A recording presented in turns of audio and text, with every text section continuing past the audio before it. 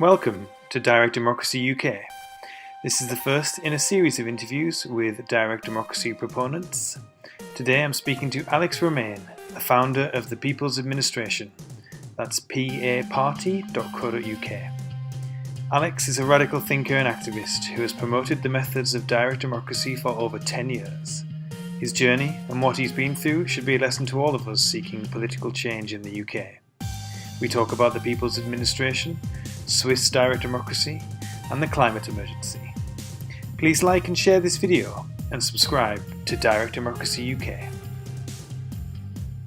Alex, do you recall when you first became aware of the ideas associated with direct democracy?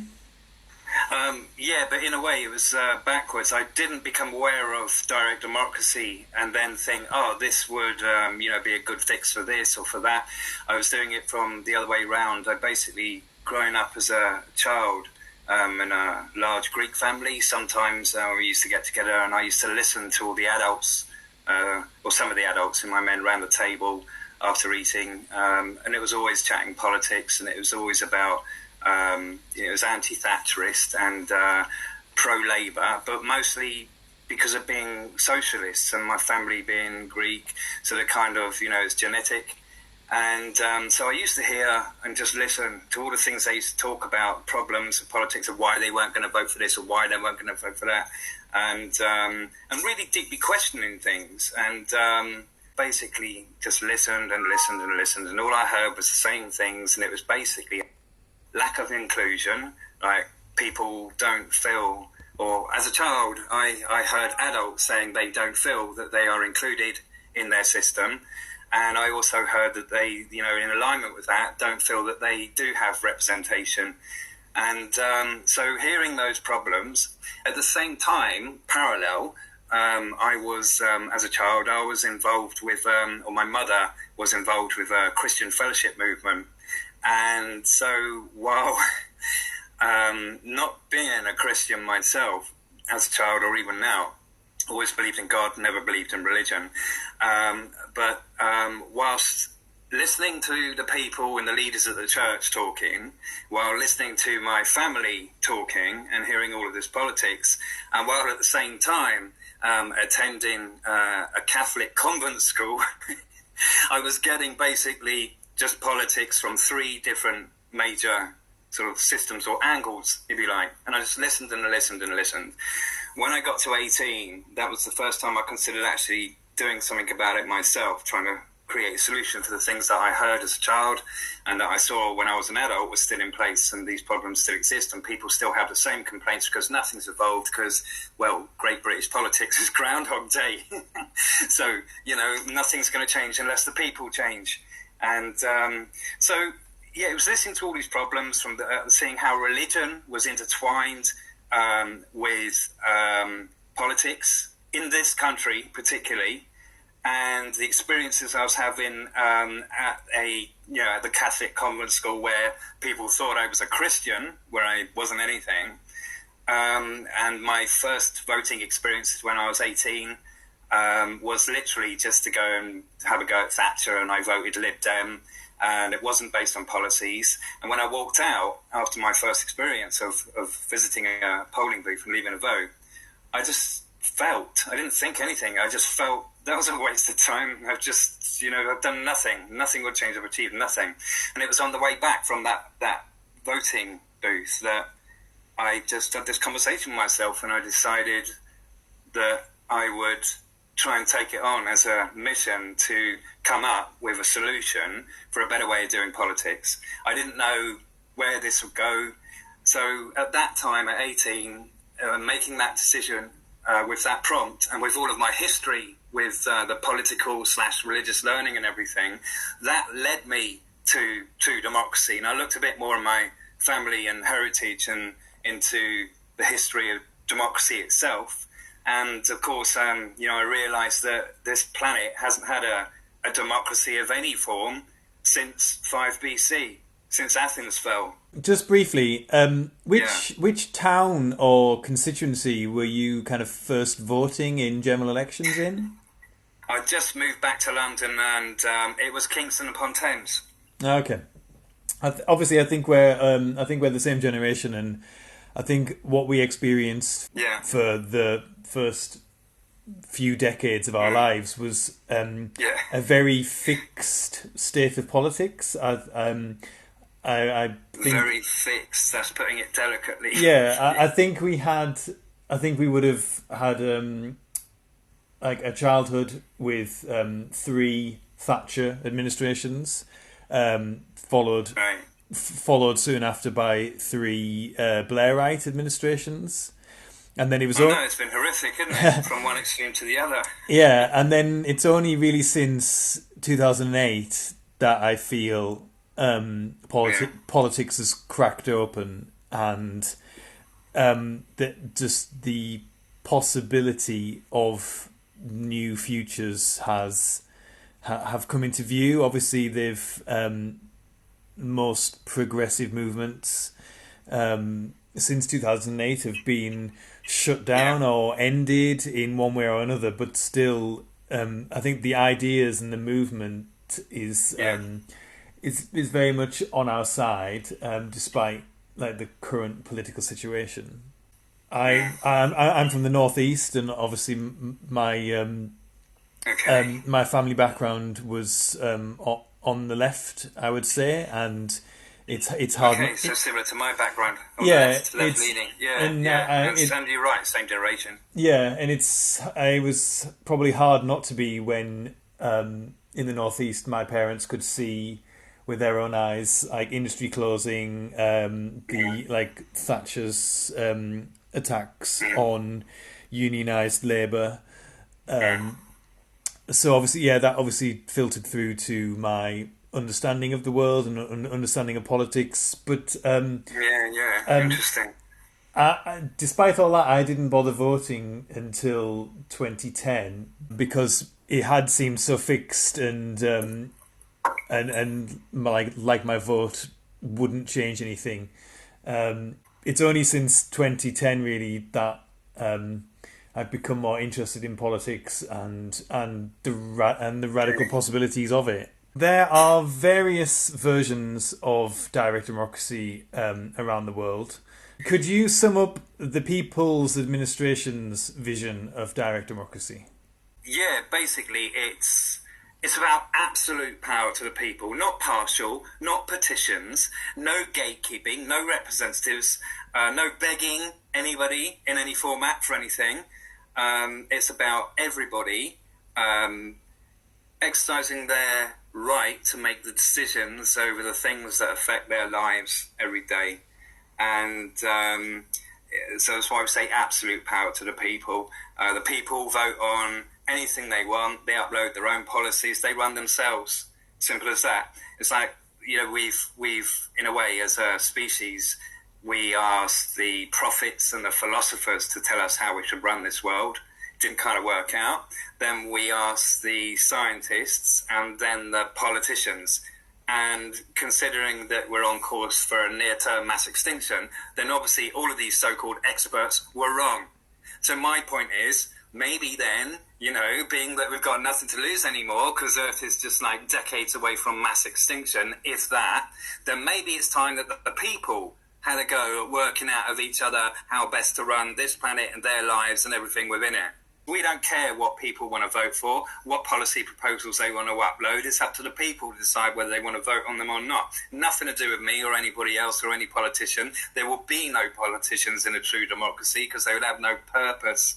And this is the thing. We talk in this culture about being great, united, better together and everything else. And then we go and divide ourselves up to vote to tell either a red Tory or a blue Tory how we need to live.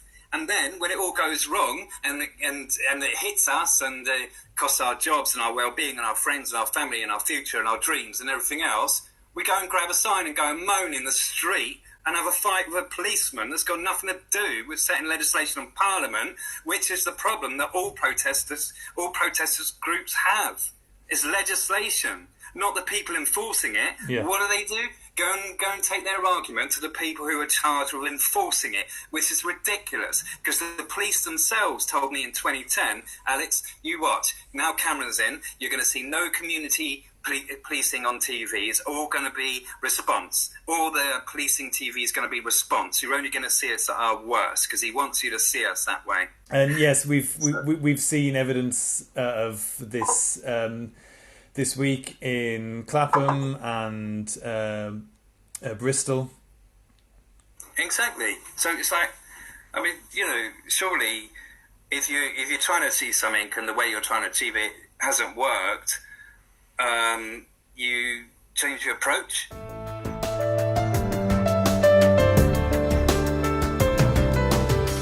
Let's dive down a bit further into the People's Administration and direct democracy. You started the People's Administration around 2010. That's right, March 2010. So we registered it. Cool. And so obviously that's David Cameron's austerity government. And a few years before the Brexit vote. You can see online that there were several movements pushing for direct democracy in the UK, but nearly all of them were swept up in the push for an EU referendum. That's right. And nearly all of the movements ended soon after. The protracted battle over Brexit has, I believe, done much damage to the very concept of referendums, which absolutely, and that is obviously the cornerstone of the Swiss model of direct democracy. So, how do you think we can overcome this? Okay, well, I don't believe the problem is giving people a choice. I don't believe that referendums themselves are the problem. Direct democracy systems and templates are being blamed by anti-direct democracy propagandists for the results of how people use it. For example, with Brexit, the referendum here, there are already people in this country going back decades that wanted to leave the EU for sovereignty, and there were people that wanted to stay into it for reasons to do with finance. So, that division that the propagandists say the referendum brought, it split our culture. Well, no, the culture was already split. It just wasn't being honest about it, and it wasn't looking in the mirror. It didn't have a mechanism to do that, and the referendum gave them that mechanism. And so that division that was already there, in the country about whether we stay in the EU or whether we leave, all the ref did was bring that out for us to be honest about it, have a look at it, highlight it, question it, and work with it.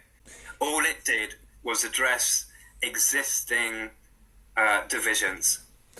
And I actually believe this was really good. And I noted that generally Remainers were prioritising money where Leavers were prioritising sovereignty.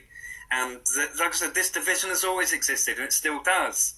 Just because the referendums happened, it hasn't, and there's no uniformed mind or hive mind on this. People still have their feelings. Some people have changed their mind. A lot of people who are Remainers are now glad we've come out, and vice versa. Let's just return to Swiss direct democracy and the recent news of the vote in favour of banning the wearing of a burqa in public. What are your thoughts on what the critics call the tyranny of majorities? I love this one. Oh, you want to give power to everybody. That's a tyranny. Everybody will be a tyrant on, everybody. Basically, they're blaming the system as if the system itself was voting and not the people. Propaganda exists, I believe, due to pretty much two main things. People who are anti-true democracy and therefore, propagandize about it, they fear that other people would not vote as they themselves would vote. All right, this is the top two reasons that the people themselves give me for why they don't want true democracy. They worry that other people won't vote their way on every vote. Okay, so now if you look at that, people who are anti-democracy, who accuse it of being a tyranny, don't want a system unless everyone else will vote the way they want them to vote. Now, if that's not a tyranny, I don't know what is. So obviously the French Republic enacted similar laws on the burqa, and obviously the Swiss. That's right. the Swiss system is not perfect. It's still subject to the posturing of the right wing parties that exist within their system. There's still an establishment in that country, yeah. Yeah, and it was a right wing Swiss party that initiated the Burqa vote anyway. That would make sense because they were obviously Switzerland seems like quite a conservative country. It hasn't been subject to the levels of multiculturalism that other countries have. Direct democracy is often dismissed as techno-utopianism, with critics ignoring their iPhone in their pocket or even their washing machine. Like technological progress should or would have no bearing on politics or society. Thinking about the criticisms levelled at big tech and social media lately, how do you think technology can help us and help direct democracy, and how do we ensure it is democratized? I actually believe that it is technological processes that drive social and political change. If you look over the last 100 years, there has been nothing of any major sort of revolutionary technological advancement compared to the 100 years before. Now, my point isn't that nothing is being produced. My point is that a lot of inventions that have come out over the last 100 years are being oppressed by the politicians because they fear how it would change the world. So if we look at energy technology, for example, the world is all oil-based. That's still oil. It's the main blood. I think green technologies are just catchphrases for politicians. The reality is somewhere else. So I actually believe that it's because technology by default interferes with political and social systems that I believe it will not be possible to stop technology from doing that. But further than that, I actually believe that one of the purposes of technology is to do this, is to bring reform to political and social systems. So I actually want to do the opposite. I'm trying to bring technology more to the surface to be able to have a bearing on politics and society. And with regards to what you're talking about with keeping things democratized, I'm thinking, well, technology, for example, the whole world could have true democracy right now because of technological advancements. We've got the internet and we've got the web. So, ever since then, the whole world could have had a true democracy. So we've got technology there, the web, which I actually want to have a bearing on politics and on society through reform to true democracy, because the technology is what makes this work.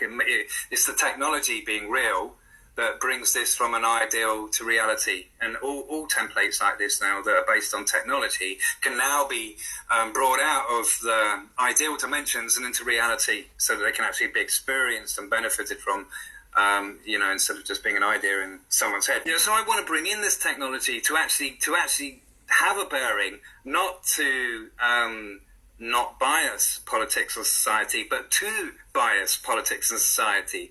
So we've got the web that can help, me to do that, to bring a bearing on politics and society with true democracy. And the way to keep that clean and democratized would be to basically have it all open source with blockchain and use of closed servers as well. Closed servers can't be hacked.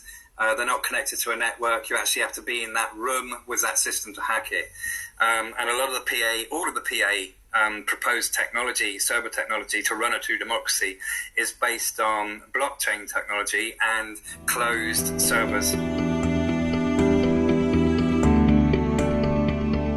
You are clearly aware of the existential threat posed by the climate emergency. A particular area of interest for you is the thawing of the Arctic permafrost.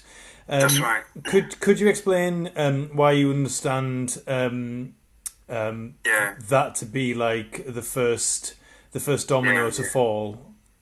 In any previous mass extinction, when Earth's temperature rises by +6 degrees, it's all over, and it doesn't matter what the cause is. It's +6, and that's it. It's all over. And humans have never lived outside of a plus minus 1.5 degree variance before. So we don't know what it's going to be like.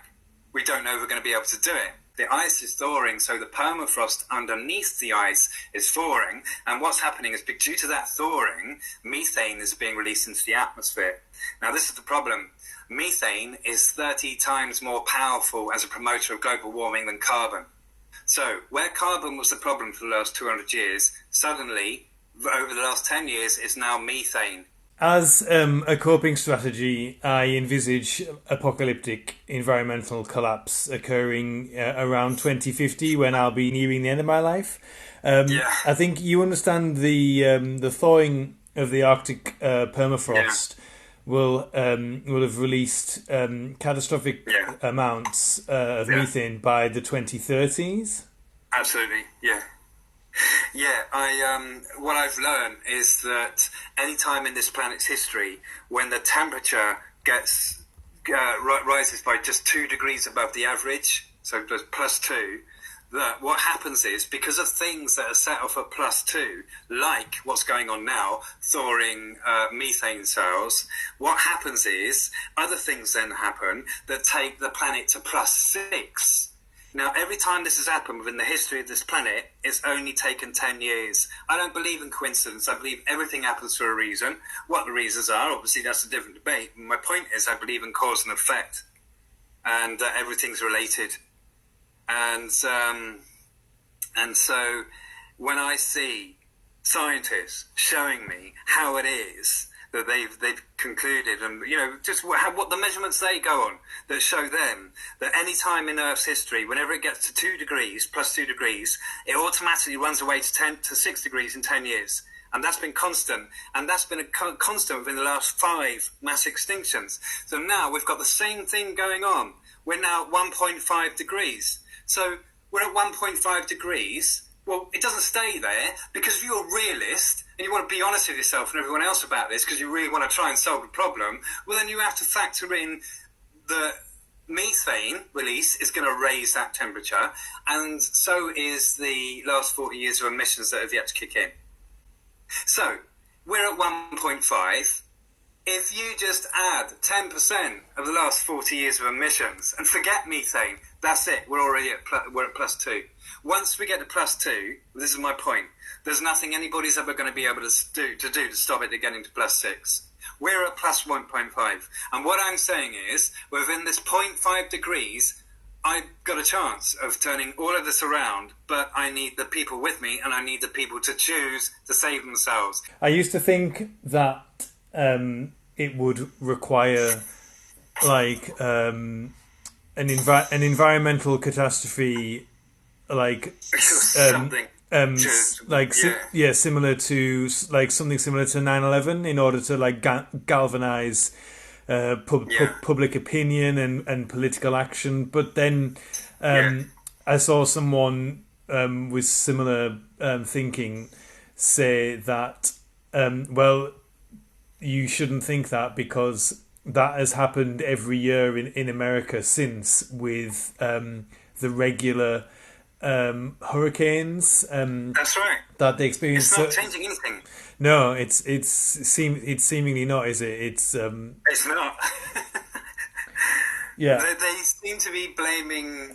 A lot of these things, they can't link the results of their voting actions to the voting action. Yeah. So they blame either politicians, which is half right, or God. I think we have to give some credit to environmental movements, and there's the polls are showing that the Green Party in Germany may be a part of the ruling next government, which would be interesting to see what they can do. Did you see Michael Moore's documentary Planet of the Humans? Yeah, Michael Moore he's another person that doesn't want people to know about true democracy. Why do you think that is? Because, like I was saying earlier, I think a lot of these so-called activists and protesters, they'd lose their status. and they lose it to someone like me who doesn't even want to be famous or want to be known. And I think they can't handle that. I think it's similar with the politicians. They see me as a thorn in their side, especially since meeting Cameron in 2007 and the continuations that I developed and things that came from that.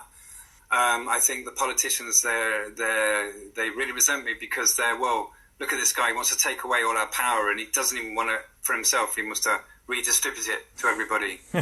It's like, yeah, that's right. I'm walking into your industry and I'm going to take your product, reform it and resell it in a way that I think would suit the needs of the people. Ultimately, I believe that anarchy is the ideal solution, but I don't believe humans are anywhere near evolved enough to live cohesively in an anarchy.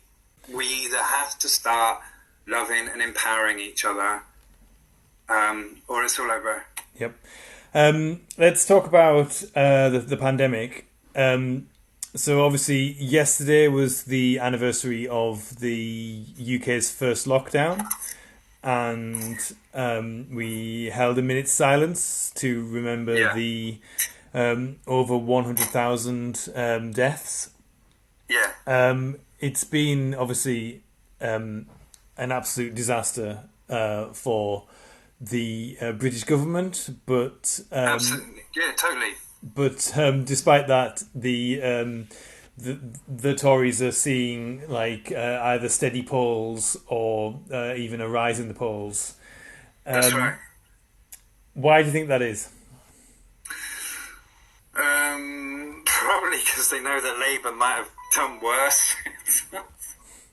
I'm sorry, I think Labour pretending to be a socialist movement is just really funny. And the idea of people voting for Labour and thinking that is what socialism means, voting for left parties, it just kind of makes me laugh. Because obviously to me, true democracy is the only true socialism. It's the only true way to empower your fellow countrymen, not by voting for a party. And that's how I refer to them now as the red Tories and the blue Tories. Yeah. And Keir Starmer's lot, the red Tories, I think they would have made probably the same mistakes and for the same reasons. You've got to bear in mind that politicians are not in the business of mitigating our threats. They're not in the business of looking ahead. That's not what their job's about. They're not there for us. They're there to decide our laws. That's about control, not solutions, not freedom, not love. Yeah. It's about anything but that.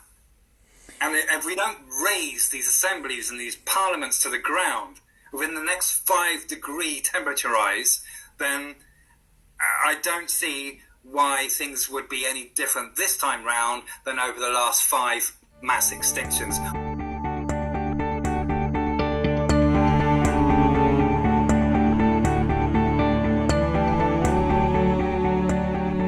I don't think I have all the answers. I started Direct Democracy UK as kind of like a thought experiment to kind of keep me sane during the first lockdown. I just want it to be a project that grows and brings in other people, and it would be, natural, organic. And I think we are beginning to see that with the kind of like the citizens' assemblies that have been formed, just to talk about climate change and things like that. So I'm torn between pursuing kind of like a two-stage approach. I think I'm interested in exploring a first stage where the UK moves to a model of governance that is very similar to the situation in Switzerland. Go between. Yeah, I think that I think that this country, as we've seen over recent years, is quite conservative and with a little with a small c, and is, thanks to the debacle of Brexit, is afraid or not in favour of what they see as more referendums. But so I think the kind of what I'm interested in seeing would have to take place slowly. Unfortunately, obviously slowly. Unfortunately, because we really are up against the clock. So yeah, I would see stage one as kind of an elected party that preaches and practices direct democracy. So it would be a direct democracy party that was fortunate enough to to win enough seats in our current system. Yeah. Then what I hope we could do is to whenever there is a bill in Parliament that the representatives of democracy vote on, it seems obvious that bill would actually just go straight back to the people in the form of a digital referendum, and I think it would only be after 2 terms or 10 years of that system of proving its worth that we could move to closing the House of Commons and moving to like a fully digitized direct democracy system. What are your thoughts on that? Okay, this is an interesting one because personally I believe that the process you just described is probably the only way it's going to happen in reality, in 2 stages, like what you're saying, a kind of hybrid sort of party just to get in. And then obviously then we've got true democracy going on at least to some extent in the Parliament, but it still happens within the so-called representative democracy. So it would still be restrictive, but I think your main point is that it would be working and people would see it and would start using it, and that therefore a party like that, if it was ever just to have a seat in a party, would expand over time. And I agree with you. I do believe people would need to see it to maybe question wanting to actually experiencing it first, where I was coming from was kind of quite the opposite to what you've just laid out, and hasn't worked. I didn't believe in going between. I didn't believe we had the time, and I also couldn't see a way of doing a hybrid thing that would be of any real effect or have any real effect or impact. So I've always been trying to push for straight-on reform, straight from where we are now to true democracy, direct democracy. So that's what I've been trying to do and why I've been trying to do it, but it hasn't worked. And I think that it's your scenario there that's far more organic and more natural that will work. It's just my fear is that the planet doesn't have the time. Yeah, that's it. But I think ultimately your way, your process is guaranteed. It's going to happen, but it'll take some time. Where my way could have amazing effects, and implications overnight, but it's not ever going to be voted for overnight. I think it's going to be, like you say, a slow educational process before people take true democracy seriously. Well, Alex, that is what we are here for. Thank you so much for your time today. That was a fascinating interview. Take care.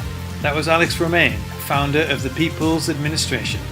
Check out their work at paparty.co.uk.